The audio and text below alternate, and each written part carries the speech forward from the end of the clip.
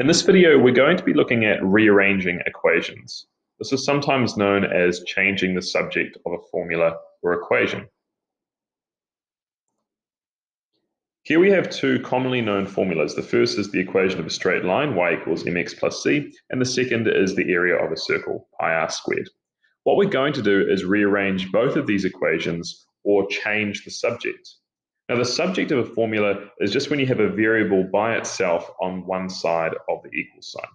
So at the moment, these equations here have y as the subject and a as the subject.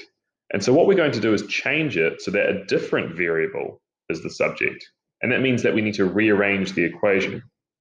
This is actually the same process as solving, which is reverse BEDMAS, where we do addition and subtraction first, and then we do things like brackets and exponents last.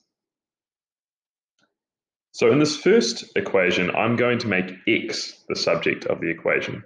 So what I'm going to do here is just write x in brackets to indicate that I'm changing the subject. Now I need to make sure that I undo everything that's happening to x. At the moment, it's being multiplied by m and added by c. So reversing that BEDMAS process, I'm going to get rid of the c first and then the m. So I do that by subtracting c from both sides.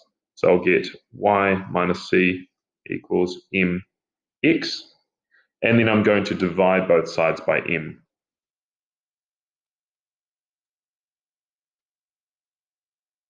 And now x is the subject of the formula.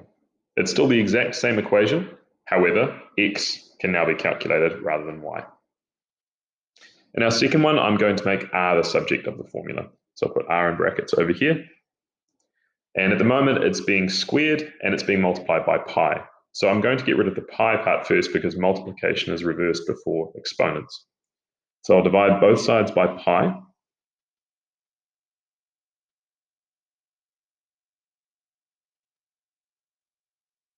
And now because it's squared, the opposite of squaring is to take the square root of both sides. So I'm going to write that like this.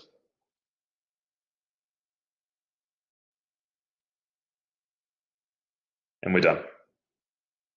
Let's look at 4 more examples. Starting in the top left, I'm going to make x the subject of each formula.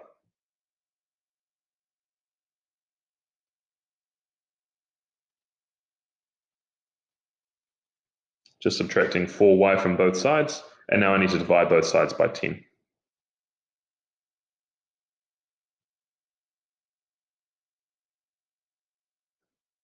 Bottom left now. It's being multiplied by 3 and squared, so let's get rid of the 3 first.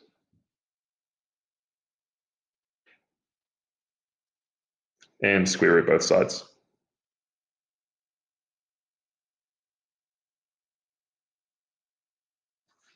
Top right now.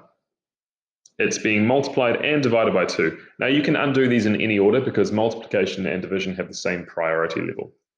Just to make things easier, I'm going to get rid of the division first by multiplying both sides by 2. And now divide both sides by a.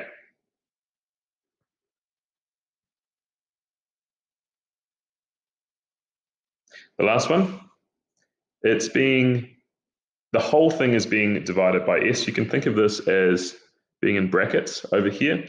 So we're going to deal with the brackets last when we're rearranging. So I'm going to multiply both sides by s to get rid of that division of s.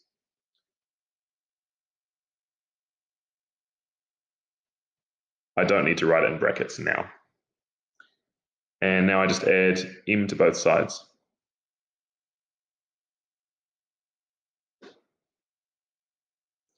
Notice that x is on the right-hand side of my equation this time. That doesn't matter, it's still the subject. The subject isn't necessarily on the left, although we usually do like to do that. So just remember that in each of these cases, I am solving the problem for the given variable, which was x for these problems, but sometimes it might be a different variable. That will be told to you in the question. Remember that when you solve, you use the reverse BEDMAS process. So you get rid of addition and subtraction first by undoing it and doing the opposite thing. Then you get rid of multiplication and division, then exponents, and then brackets last. And that's it. Thank you for watching.